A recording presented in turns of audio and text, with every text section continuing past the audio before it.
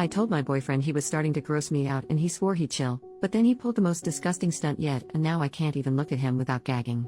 I, 25F, have been dating James, 25M, for just over a year.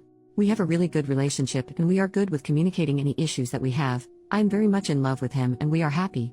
Now, maybe he is very comfortable with me now, which I know is a good thing, but I'm very frustrated and I don't know if it's just me. This is the only issue I have with him. He's just constantly farting and burping and it's starting to really gross me out. It feels stupid to even type that, but it's really become excessive. We are both graduated from school and work full-time. We do not live together, but he is starting to move into my apartment. This started about 5 months into our relationship, and it has gotten progressively worse. He will burp constantly and blow it into my face, to a point where I will start dry heaving, because he thinks it's funny. He does the same thing with farting, always trying to do it on me because he thinks it's hilarious. I know it's normal, I grew up with 4 brothers, but he is constantly forcing it to happen. This is not once or twice. We have spent almost every night together the past 6 months, and it will happen all night. All night long. I have asked him to please stop because I find it really gross, especially the burping because he will do it in my face and it turns my stomach and he will apologize but still continue to do it. Or lean in for a kiss and burp in my face instead, then laugh himself to the point of tears when I act disgusted. I thought maybe, at first, he was just really gassy and I should be more understanding because it's a natural bodily function. He does not do this when we are out to dinner or with friends. A few months ago we went to a wedding together with some members of his family and he accidentally burped really loudly like he normally does when he is alone with me, and our table went really silent and glared at him. I didn't want him to be embarrassed so I high-fived him and said good one.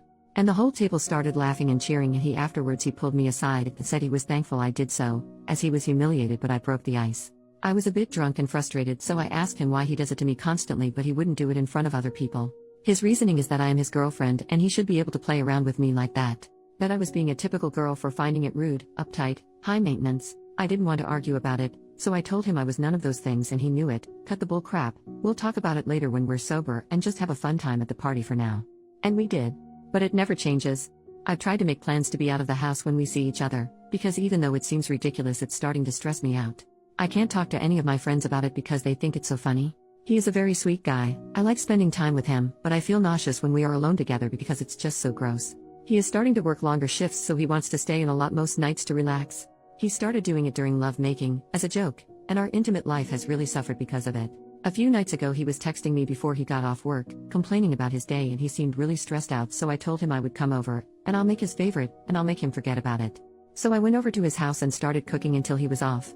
After dinner he leaned in to kiss me, and I turned my head because I'm so used to him burping in my face. We had an argument because he was accusing me of cheating. We haven't been intimate. I told him it was because of the burping, and he said I needed to get over it, that he was only joking and I was being such a prude. That his girlfriend shouldn't reject a kiss from him yada yada. I told him that I've been saying this is a problem for a while, I don't think it's funny at all. I have thrown up because of it. He started to laugh as I said that. And I just kinda lost it. I don't really yell at people, I am a calm and collected person, so I scared him a bit. I told him it was disgusting and I am getting to the point where I'm no longer attracted to him, that I've been trying so hard to be understanding but it's a two-way street. It wasn't to me about something being gross or funny anymore, it was about respect. He kind of got defensive, trying to throw in how I was overreacting, being ridiculous, but I shut it down and he apologized because he apparently didn't know I felt so strongly about it. He would try not to do it anymore, at all. I don't care that it happens. I only care that he forces it. Now, having talked it out, for the next couple of hours he actually didn't try to burp in my face or fart on me. I was so happy I could enjoy cuddling my boyfriend without trying not to vomit. So I started unzipping his pants, to make him forget about his bad day. You already know where this is going. It's humiliating but I'm going to type it out anyway. As I was trying to go down on him, he pushed my head down so I couldn't get away and tensed up and started farting loudly, while laughing. I was so frustrated I started crying immediately. I think he realized he did something wrong because he let go of my head and tried to hold me and he kept saying I'm sorry, I thought you meant to do it less. I thought it was going to be funny, to break the tension from before. But I got up and left his apartment. That was 2 days ago. He has tried calling and texting me constantly. I have not responded. His messages range from being very apologetic to very angry, back and forth. I don't know what to do and I feel like this relationship is over but I still love him. I feel also really gross and violated in a way.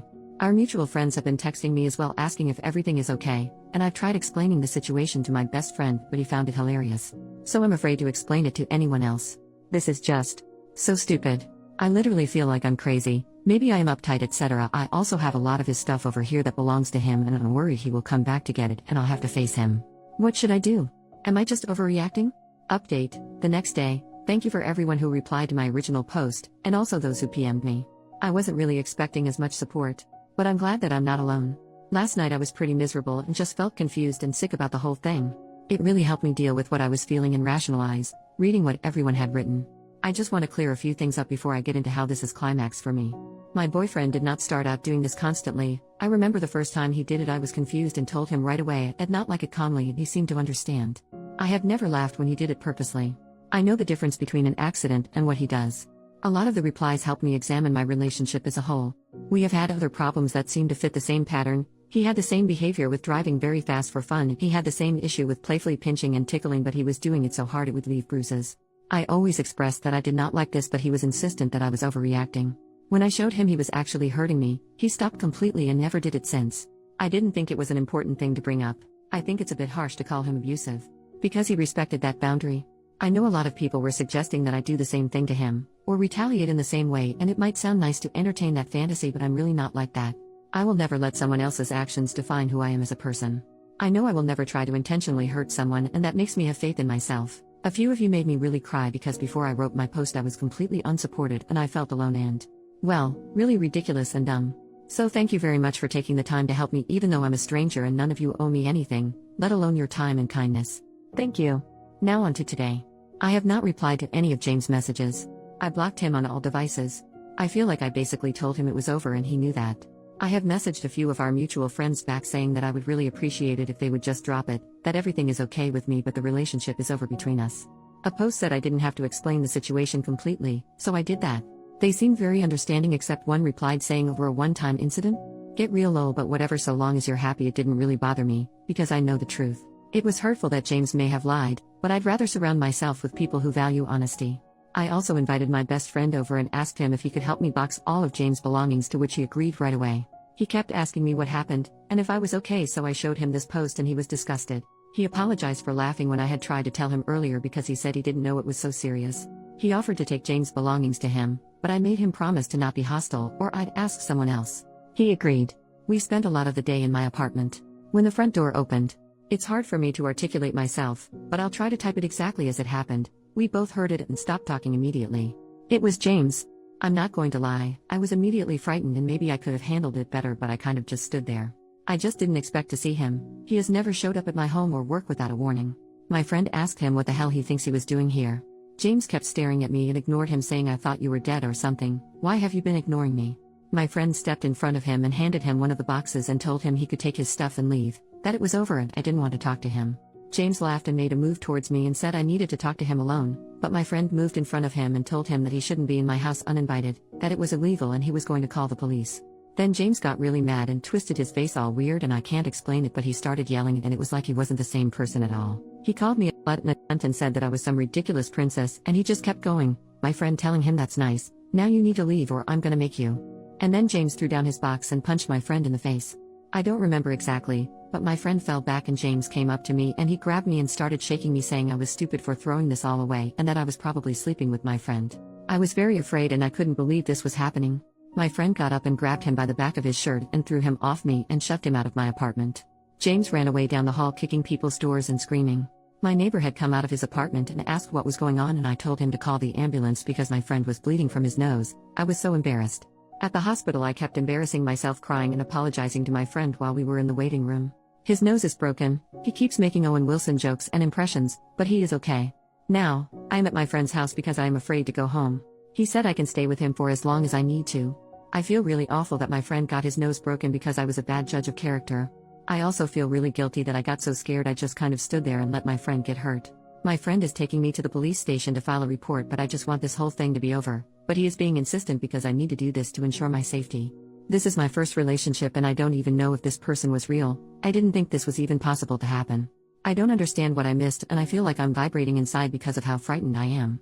I want to go home to my apartment, but I'm afraid he will come back. The way my head is does not make any sense. I feel ashamed even writing all of this because it was from something so small and juvenile, so I don't know, I'm just handling it weird or my head is blowing it completely out of proportion. How do I proceed now, after I file a report? Has anyone been in this same situation before? How do people hide that kind of anger for over a year? Why did this happen? I'm sorry for the questions, but I just can't make sense of my own thoughts right now. Relevant comments. A commenter brings up the fact that she said, I have not replied to any of James' messages. I blocked him on all devices. I feel like I basically told him it was over and he knew that. I have messaged a few of our mutual friends back saying that I would really appreciate it if they would just drop it, that everything is okay with me but the relationship is over between us. James kept staring at me and ignored him, saying I thought you were dead or something. Why have you been ignoring me? Then the commenter says, I'm sorry, but this is unclear.